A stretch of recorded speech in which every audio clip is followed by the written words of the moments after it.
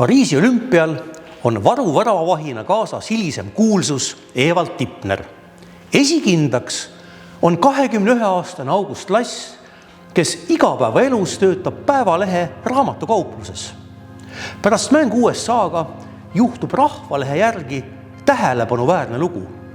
Meie meeskonna riietusruumi siseneb Ameerika päritolu filmitäht Fern Andra, kes on Saksa tummfilmi suurim täht. Oma esimese abielu kaudu sai Andra parunessiks. 1924. aastal on ta just lahutanud oma teise abielu Saksa poksijast Kurt Brentselist.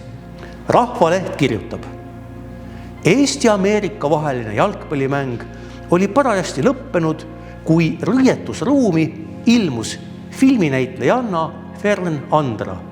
Kutsus jalgpallimehe X-i kaasa ja viis ta ära oma autos. Mees oli 3 päeva kadunud. Jalgpalluri nime ei avalikustata, kuid ilmselt on tegu August Lassiga, kelle puhul räägitakse heast välimusest ja edust naiste juures. Lass oli just teinud hiilgemängu, saanud publiku lemmikuks ja rahva poolt pärast mängu õlgadele haaratud. Lass naudib daamide tähelepanuga Eestis, kus ta pärast Pariisis saabumist Eesti naiste poolt lilledega üle külvatakse.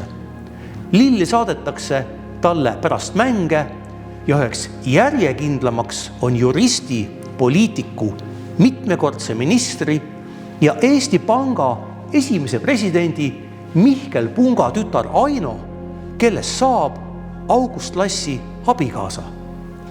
Hiljem teeb Lass karjääri just panganduses.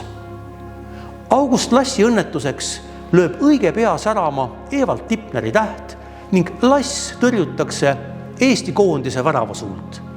Aga ometi on ta ainus Eesti väravavaht, kes on mänginud koondisega tiitlivõistluste finaalturniiril ja mängust pole lastud endale väravat lüüa.